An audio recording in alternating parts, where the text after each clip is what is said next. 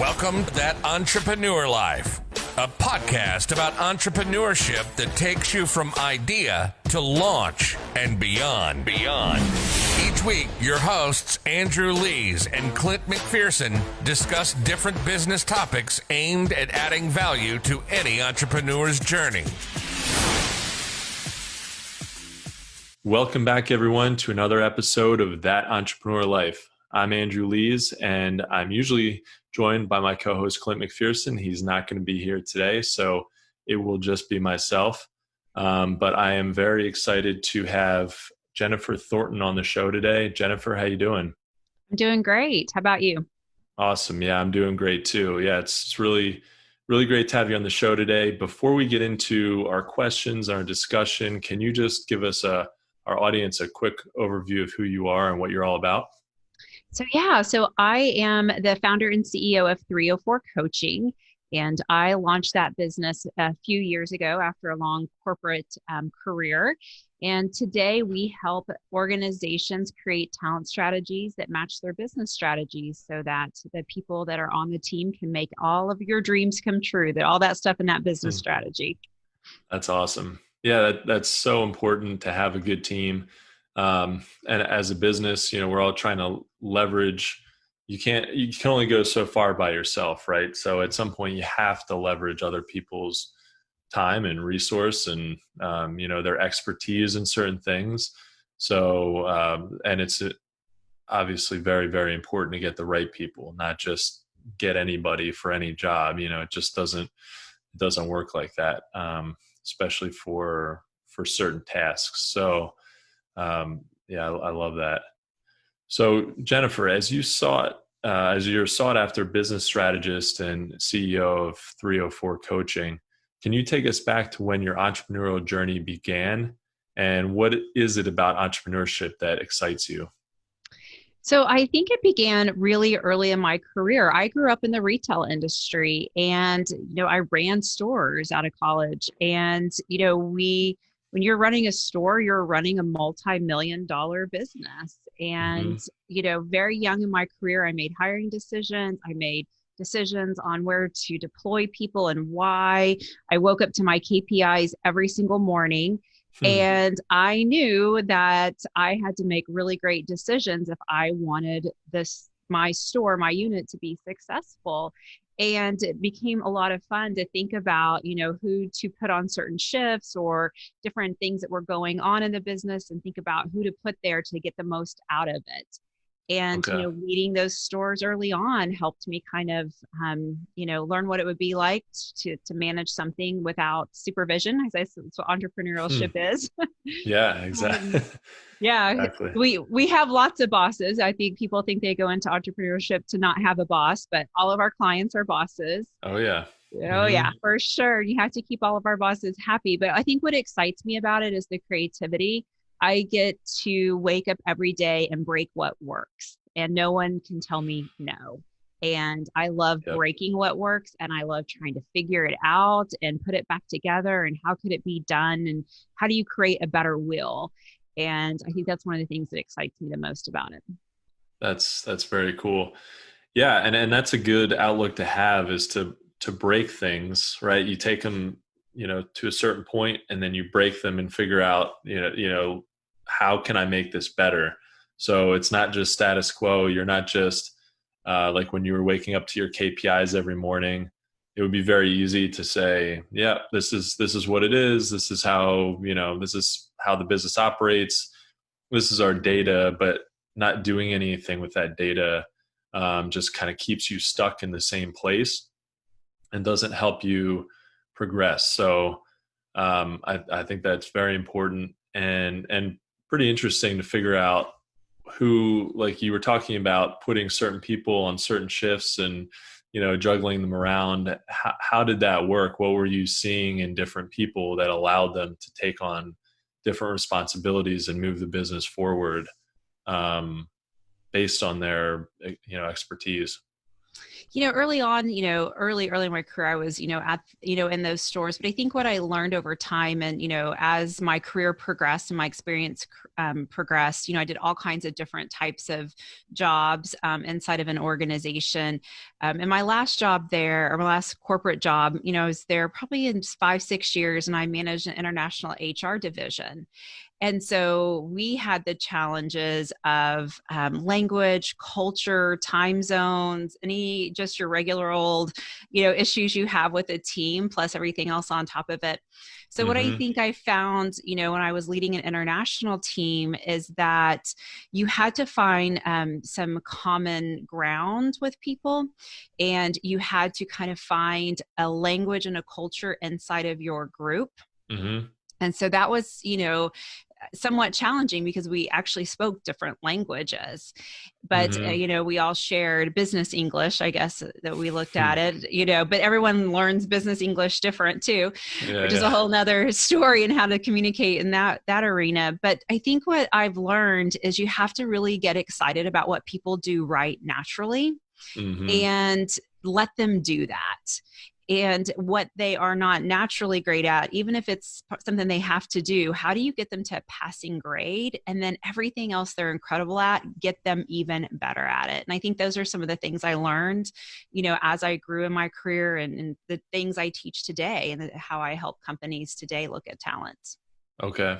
Yeah, that makes a lot of sense. What if somebody has they're interested in something, like they're very good naturally at one thing, but they really would like to branch out and they really like to be able to do something different, but maybe they're not quite as good at it yet. Do you kind of keep them doing what they're doing really well? Or do you encourage them to branch out and encourage them to learn more and do something out of their comfort zone that you might be taking a gamble on the fact that they're ever going to be that good at it, but it's just what they want to do. How would you deal with something like that? I think that if there's someone on your team that's a great A player and they're doing a fantastic job and they want to try some new things, there's nothing to lose. Let them try, because you Yeah. don't know what you think they may be great at. They may actually not be great at. You just thought that was Right. the best. They may be even better at something else. And, when we allow our teams and team members to do new things, try new tools or tasks or jobs or experiences, what we're doing is we're expanding their mind map. We're expanding what they see as their truth and their reality, because your mind only Mm-hmm. knows what it's seen. And so as we give new experiences to our team, we're expanding their views, we're expanding how they see things. So if they're adding on maybe some experiences to see how they do, they now see their current job even different, and more than likely see it in a new way that will help your business. So Yep. anytime you can provide experiences for your team that they are excited about, do it. Yeah. Yeah, I love that. I mean, I think that's important to encourage people to do what they really want to do. And then everybody might decide that that's not, that wasn't a good direction. Or like you said, I think that's great too, that you might have thought that they might have been really good at something, but even better at something else. You just really have to let them explore it and find out what they're really good at. And that ultimately leads to growth for personally for that employee, and then as a whole for the company. Yeah, it's interesting when you allow people to grow, and you provide them avenues to grow, they'll naturally grow in other ways too. And you create this culture of trying new things. And it's okay. It's okay to say, hey, I don't know how to do this, but I'll try to figure it out. And you Hmm. think about innovation that we need in today's world. That's how it's created. Hmm. People come to me all the time and they're like, my team doesn't innovate. My team doesn't make their own decisions. My team doesn't do this and do that. And I'm like, well, let's To talk empower about them. yeah, let's talk Yeah. about your actions and how you're actually holding your team back through how you lead. And you're Hmm. not getting what you want because you're not leading in a way that fosters and grows that. So, yeah, providing experiences and allowing people to grow is just a fantastic way to stretch your business. Yeah, that makes a lot of sense. So, yeah, with 304 coaching, you focus on helping companies find that perfect fit for any position and fill talent gaps. How does your team help identify talent to make sure that they're the right hire, both in the short term and the long term? So not that it basically, in other words, that it doesn't just look good on paper, that, but that that person is going to stick around for a while and help the company grow. Yeah. So one of the things that happens when we hire people, there's a lot of things that go through our head. Sometimes it's just, call recruiting and get me a body. And sometimes it is, Mm-hmm. I want a person to do job A, but we really haven't done the work to decide why is this job important? What are the impacts of this job? Who will this job be working with? And so those are some of the skills that we teach people, like how to really decide who to hire and why. Mm-hmm. Then on top of that, we use OAD, Organizational Analyst in Design, and it's a pre-employment assessment that helps us recognize traits. And so we can interview people on skills and experience, but we can't interview people on traits. Mm-hmm. An example of that would be their level of assertiveness. So no one really can walk in and say, well, I'm super assertive, or, I'm not assertive at all. And I know you want me to be in a position of high influence, and I'm not assertive. So I'm not going to be able to do that. No one's going to tell you that. Most people don't even know that about themselves. And so we have a tool that helps organizations not only get the right culture, we can interview to culture, we can interview to experience, we can interview to, education, knowledge, but the trait tool, OAD, helps us get the right traits to the job. And we usually terminate people, or people fail because of how the work gets done, not because they don't know how to do the work. Mm-hmm. And that's where matching traits makes such a difference and gets the right people in the right places. So then you can start to develop and train them. That's interesting. Yeah. And we're not necessarily going to understand how to communicate our traits as much as we're able to, fill out a survey, based on, with just like the things that we know how to do, but our traits and the way in which we do things is maybe not as obvious to us unless it's like pulled out of us, I guess. So yeah, that makes a lot of sense. And that can, I think, that can lead to finding somebody who is a great candidate for, you find somebody who's really great, but maybe not great for a particular company. You might find somebody who's awesome on paper to do the job that you need them to do, except that they might not jive with the company culture. And then that does everybody a disservice because they're going to be resentful of that, and you're going to be resentful. It's not going to be a match. So they could be perfect somewhere else. And that helps, I guess, really close that gap and find a better candidate. Yeah, it does. And one of the things it measures is your level of adaptability and your level of creativity when you're making decisions. Not like creativity of I'm a good painter or something like that. It's when I'm making decisions, do I like to break what works, or do I like to go with conventional thinking? And so you could hire 3 companies could be looking for the same marketing analyst. But if a company is very traditional and doesn't necessarily want to change, they want someone to come in and, just keep things going. If you hire someone highly adaptable and highly creative, they're going to feel boxed in. They're going to be frustrated because you don't want to hear their ideas, or they can't, do things differently. Right. And conversely, if you have a company and you want someone to come in and shake it up and break everything, but you hire someone who's very conventional, then they're not coming up with the ideas that you expect them to have. Both candidates may be fantastic, but their traits and the way they do their job has to match for them to be successful.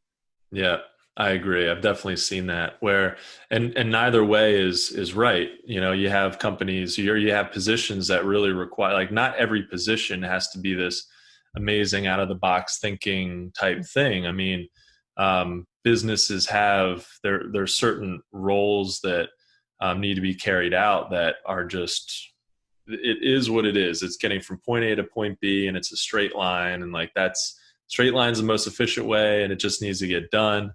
And so, like you said, having somebody who's more conventional, some people, they're just geared towards that kind of thing. They like to just, they don't want to be thinking outside the box. So they don't want to have too much responsibility or be thinking creatively. So that's perfect for them. But somebody, like you said, somebody who is more creative would feel trapped by that. And then that straight line A to B person would feel overwhelmed with being in, a position where oh man, I have to do what? I have to, come up with my own ideas, and I have to think creatively, and I have to do all this stuff on my own. As entrepreneurs, we're more of the creative, out of the box thinking. How do we, solve these problems? Yeah, that's very interesting. And it's important to get that right. And so as an entrepreneur, I wanted to ask you and this might be a little bit of a loaded question, because especially as you just answered the last one, there's definitely different characteristics that different positions, different companies are looking for. And there's so many factors that you're taking into consideration. But with an entrepreneur, it has to be so careful about every hiring decision, because it really costs so much to have a full-time employee. You have to make the right call.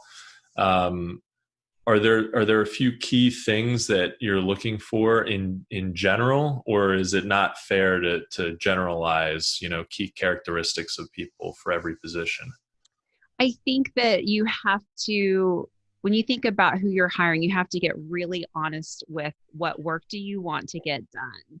Mm-hmm. And what does this position realistically look like? So is this a generalist position? You're hiring someone that you need to be able to manage your social media account, book travel, and, make sure that your QuickBooks are all done. Mm-hmm. Those are three very different tasks. Very different minds. And so I find that entrepreneurs try to find that person that can do, 4 completely different jobs in one person. And it doesn't always happen. And those unicorns are few and far between. I think, for entrepreneurs, depending on where their cycle is in their business, I recommend hiring contractors that are experts in their role. And that way, if you can spend, the money for one full-time employee, what if you hire, and you need those 3 things done, what if you hired 3 experts at an hourly rate on a contract? Then you get a lot more flexibility with your organization. Then you also have people doing what they do best, and you're not going to have to work as much. You're not going to have to follow up. You're not going to have to think about how to do it, because you've hired an expert to do it. Yeah, exactly. And you don't have to worry about having 3 full-time employees necessarily who, you're concerned about them being, overhead and concerned maybe about them being busy full-time. And you can just hire people more on an hourly basis. Yeah. And that actually kind of leads me into my next question, which was about, right now, especially, it's never been easier to work virtually and to hire somebody from around the world. You've done work globally. Do you, when you're hiring, do you look for people all around the world for, particular positions, or are you trying to place people, if you're working with a US company, are you generally trying to find somebody in the US, or are you really looking globally? Yeah. So I am open globally when I find the right talent that matches the needs of our customers.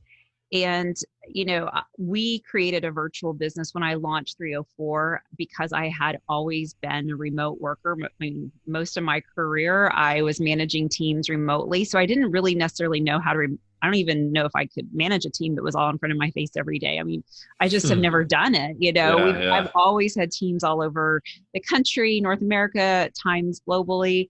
And so we designed the organization from day one to be a virtual organization, which obviously helped out a lot as we transitioned in 2020. Sure. So and what that did for my organization, now not every organization works that way, but if you can have a virtual organization, what that allows you to do is, again, get the right person, get that expert. You have to look at your business different. You have to look at how you evaluate results different if you've got a virtual organization. But I've worked with a lot of companies over the last couple of years who thought they needed people in the office, and they struggled to find the right people. And maybe the market they were in, the cost of living was so high that they couldn't afford to hire someone. But yet, if they hired a remote person from somewhere else, they could afford to hire them. And so as you started to think about what do you need, what are your your finances, all those types of things, going remote and asking people to work remotely if they can, there's just so much benefit to it. It's endless. Yeah, it can be a little overwhelming to figure out where to find the right talent. There's different platforms out there like Upwork and Fiverr, although that's more for just like little jobs you have to do, and it's kind of hit or miss. But I think it would be better to work with somebody like you, I think, who can really dial it in and find somebody, use your method of finding not just somebody who can do a job, because you can go on Upwork and find, you type in graphic design, you're going to get 100,000 people who can do a job, but then they might be fine to just knock one project out. Takes a couple weeks or whatever it is, but can you trust them, and can they integrate with your team on an ongoing, consistent basis? I think that's where it gets much more into, you got to get into the weeds of really vetting somebody out. And so I think working with somebody you would make a lot of sense to figure out, who's the best person for my company now, and a year from now and several years from now, and can they grow too, and can you scale up with them? Yeah, and that's part of the talent strategy process. I talk to especially startups all the time, and they have like these very elaborate business plans, and they're going in and they're pitching for funding, and they're getting millions of dollars in funding, and then they struggle because running a business is about having a great team. And it amazes me that how many, people will walk into a pitch to get funding, and there's no talent strategy of how are you actually going to get this work done. You have a great idea. You may have a great product. It's all mapped out. The processes are fantastic. Your everything is beautiful. You've got this great run rate, but then all of a sudden there's no one to run the business. And then that's where they start to kind of go off the cliff. And it amazes me that people will fund an organization without a talent strategy, and you have to have one. Yep.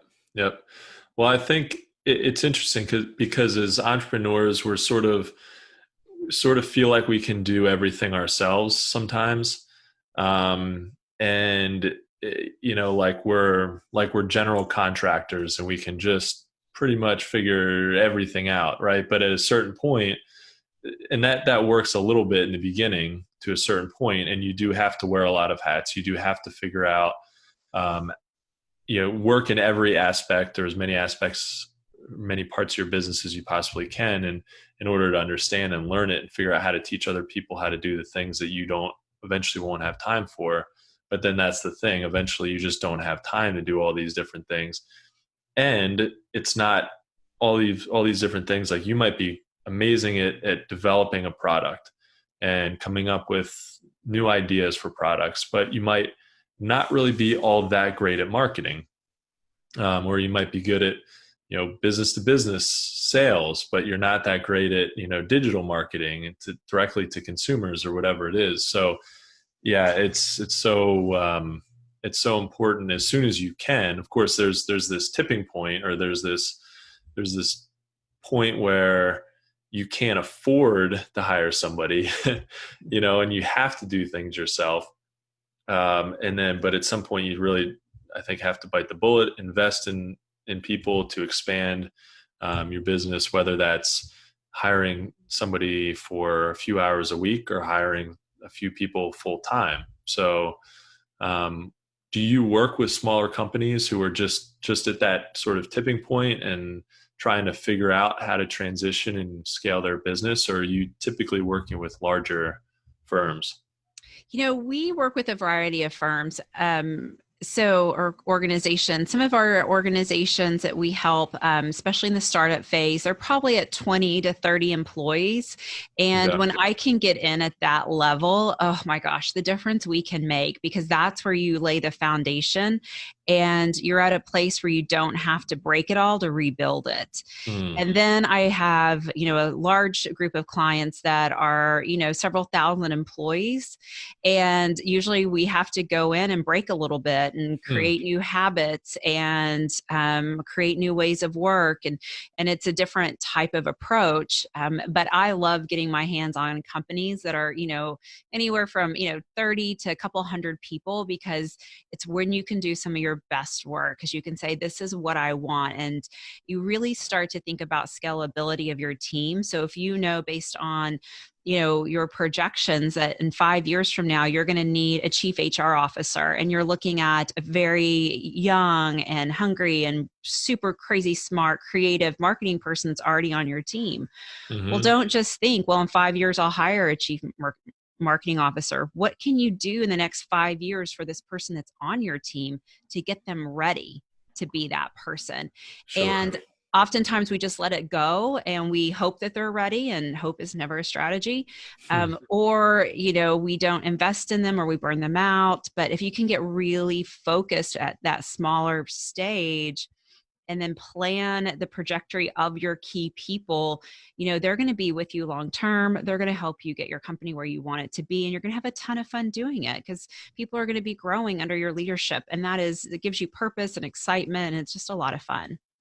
Yeah, exactly. Yeah, and you're growing your business for the long term, instead of just trying to keep people in and keep pulling people in, and have more of that I feel like that generates more of like a revolving door type, environment, where you're not focused on cultivating the talent that you already have. Yeah. Yeah. And it's Yeah. much, it's funner and more affordable to build them from the inside than to go Hmm. and buy them off of someone else. And Yeah, sometimes we have to sure. do that. Sometimes we have to go outside our organization and find the right person. But so many times the right person has been sitting in front of us for years. We just didn't do anything with them. And so now when we need them to, go to a new level, they're not ready. And we own that as leaders. We own, if our Yeah. team is not growing, we own that. Yeah. So how do you do that? How do you, if you're trying to, you feel like you've got somebody who's got, this untapped talent, and they have a lot of room for growth. How do you um, help them become a better leader, a better version of themselves within the company? Yeah. So when we work with organizations and we've identified 5 people in the organization that we feel are our future talent and we need to invest in them. Hmm. So the process we go through is we give them individual coaching, because Hmm. leadership is a mental game as much as it's a skill game. Hmm. And so, to keep them sharp and to keep them from burnout, they need an executive coach. Then we put them through group experiences in education. So we have leadership academies that we custom design for. They're like a plug and play type model. And we work with the organization to say, this group of people in 5 years, what skills, what competencies, what knowledge, what do they need to have? And then we put them through a peer learning experience and allow them to learn all those skills that they need. And then also look for additional opportunities that are very specific to that industry. If they're in, taxes versus marketing versus sales, Hmm. how do they get experiences? And then we have a lot of good conversations and talk to them about their journey. One, make sure they want to go on that journey, because sometimes we assume they do and they don't. Yeah, Um, sure. Can happen. and then staying really close. The leaders or the owners of the organization have to stay close to these people. And so, we bring in different tools to wrap our arms around those key players and to ensure that they're ready and that they stay within the organization and that they're ready to take on the responsibility as it's coming in. Okay. Sure. Yeah, that makes a lot of sense. And so you're really, I mean, you're spending a lot of time with them. You're really trying to dig deep and figure out what motivates them, and how they can become better. Yeah, I love that. So Jennifer, through your entrepreneurial journey, from the highs to the lows, what has been the most difficult thing about being an entrepreneur? Oh, the most difficult thing. I think the most difficult thing in the beginning for me was keeping everyone's opinion out of my head. And so when Okay. I decided to leave a very nice corporate job, I mean, who doesn't want to fly around the world? I mean, my corporate job looked fantastic, especially on Instagram. I mean, I traveled the world and saw all kinds of great places. And, when I told people I was going to leave and start my own business, there was a lot of naysayers. So be careful who you share your dreams with, because sometimes they can get in your head. So I think that's one of the most difficult things, is staying true to what you want to do and what you believe in, because the world will try to influence you. Sure. Oh, absolutely. Yeah. And you need some feedback. You need to talk to people at some point about what you're doing. But it is interesting because you want to trust, you trust the people around you, right? But like, they don't necessarily always understand the entrepreneurial journey and what is all involved with that, and maybe the potential involved with that. I think the thing that excites me the most about owning a business and being an entrepreneur is the potential. That's what gets me excited every day. And if I was waking up every day knowing that, like, okay, I can only make this much money and I can only sort of do this much every day, and I'm not necessarily going to grow. I don't have the opportunity to grow by leaps and bounds, both personally and in my business and financially. It just would not be as exciting. But it's also not as safe, So there's people who love you, who want to keep you safe, and so sometimes that can be difficult to say, hey, I hear what you're saying, but I got to do this. This is, you got to trust yourself too. I think Sarah Blakely, who created Spanx, I remember her saying something about, she didn't tell, when she came up with the idea for Spanx, she didn't tell anybody for a year. So she was just, she was missing all these events, family and friends, and just to work on it. She would tell people she had an idea she was working on, that's it, but didn't tell anybody. And took that year to get a little traction, so that after that year, it didn't sound so crazy anymore. It was like, hey, this is what I've been working on. And I've actually, it's not a dumb idea. So I think that's kind of an interesting approach sometimes, although, you don't want to leave everybody completely in the dark, Yeah, it's all a balance. Freaking out. Yeah, it's all a Yep. balance. I was talking to a client just this last week, and she's branching off and wants to do a new vertical within her business. And she was like, I had this idea, and she'd done a lot of work on it. And I had talked to so and so, and they just kept telling me it was going to be a lot of work, and I just don't know. And I'm like, is it a lot of work for you or a lot of work for them? And she was like, I don't see it as work. And I'm like, that's because you were meant to do it. They were not meant to do it. Right. And that's why it looks like work to them. Sure. And, and I think that's why, especially as entrepreneurs, you have to have a coach. My first 2 years, I had an incredible coach that I still talk to today, but I talk to him at least once a week. And it's that safe space to talk to someone and to work through ideas and to think about what you want to do. But yeah, it makes such a difference. But yeah, it was funny when she was like, everyone just keeps telling me it's work. And I'm like, what do you think? And she's like, it sounds fun to me. Like, then stop listening to everyone else. Yeah, exactly. Go have fun. Yeah. Go do it. Get it, get it done. But, or find people, who also don't feel like it's work, who also view it as fun, and everybody's having fun. So yeah, I love that. Well, Jennifer, it's been great talking to you. I just have one more question as we wrap up the episode. Is there one piece of advice that you could give to our audience that might help them on their entrepreneurial journey, either that might help them if they're looking to hire somebody, or just in general?